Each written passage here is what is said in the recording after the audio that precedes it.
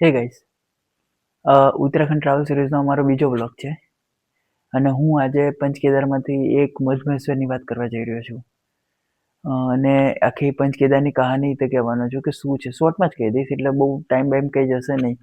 પંચકેદારની કહાની એવી છે કે મહાભારતના યુદ્ધ પછી પાંડવો પાપ મુક્તિ માટે શ્રી શિવજીને પ્રસન્ન કરવા માટે ગયા હતા.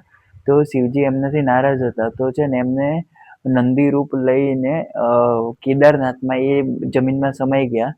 ત્યાં છે ને તો ભીમે એમનો ખભો જે આવે ને એ પીઠ એ પકડી લીધી. તો ત્યાં છે ને જોજો શિવલિંગનો આકાર છે ને આપણે નંદીના જે પીઠ જેવો છે.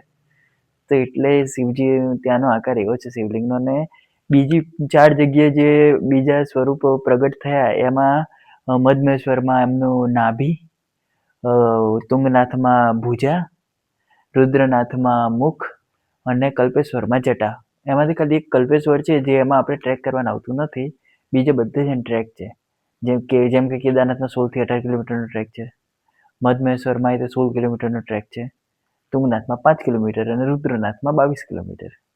બધા ટફેસ્ટ ટ્રેક એવું કહેવાય છે કે રુદ્રનાથ છે. પણ હું આજે વાત કરવાનો છું મધમેશ્વરની.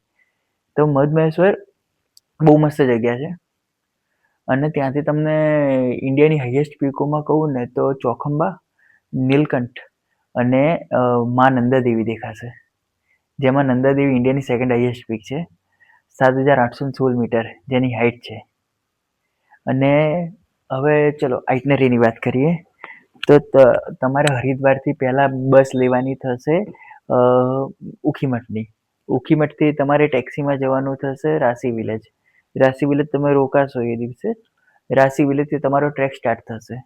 16 કિલોમીટરનો છે, એક દિવસમાં પહોંચી જવાય છે. એટલે તમે રાસી વિલેજથી ટ્રેક સ્ટાર્ટ કરશો, સાંજ સુધીમાં પહોંચી જશો મધમેશ્વર.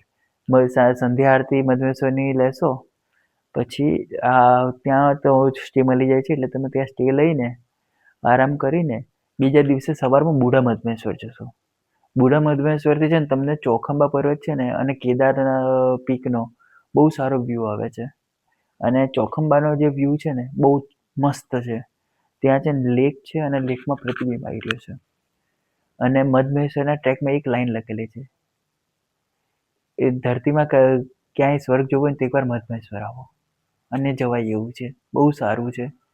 હું જઈને આવ્યો છું. તો મધમેશ્વરથી તમે રિટર્ન થશો ને તો તમારે ટ્રેક ડાઉન કરીને રાસી વિલેજ આવવું પડશે. અને રાસીથી તમને એ દિવસે સ્ટે લેવો પડશે.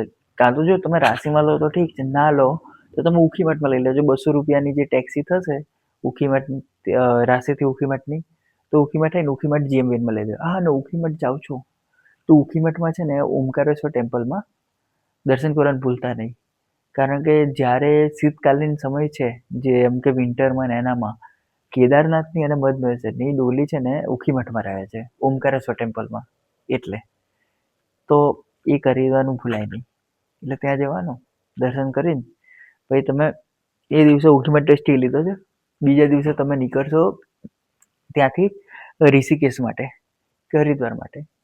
તો તમને બસ મળી જશે. અને જો બસ ના મળે ત્યાંથી ડાયરેક્ટ, તો તમે ત્યાંથી રુદ્રપ્રયાગ આવી જાઓ અને રુદ્રપ્રયાગથી હરિદ્વાર ઋષિકેશની બસ લઈ લેજો. સાંજ સુધીમાં તમે પહોંચી જશો. સાંજે ઋષિકેશ સ્ટે લઈ લો. બસ આ હરિદ્વારનું ઋષિકેશથી ઋષિકેશનો આ રીતે આઇટનરી છે. તેમાં ડે 1 એ રીતે રહે કે હરિદ્વારથી રાસી વિલેજ, ડે 2 રાસીથી મધમહેશ્વર, ડે 3 મધમહેશ્વરથી રાસી કાં તો ઉખીમઠ, ડે 4 ઉખીમઠથી ઋષિકેશ. આ રીતે રહેશે. અને તમારો એ રીતે તે કમ્પ્લીટ છે. બહુ સારું છે. અને બજેટની વાત કરું તો અરાઉન્ડ તમારે ખર્ચો થશે હરિદ્વારથી હરિદ્વારનો 7,500 થી 8,000 રૂપિયા. એમાં બસનું કોસ્ટિંગ છે 1600 થી 1800 રૂપિયા રાઉન્ડ ટ્રીપ. ટેક્સી કોસ્ટિંગ કરશે તમને 400 રૂપિયા રાઉન્ડ ટ્રીપ. ફૂડનો ખર્ચો પર ડેનો 400 થી 500 રૂપિયા. અને સ્ટેનો છે ને પર ડેનો 600 થી 700 રૂપિયા. બસ આ રીતે છે.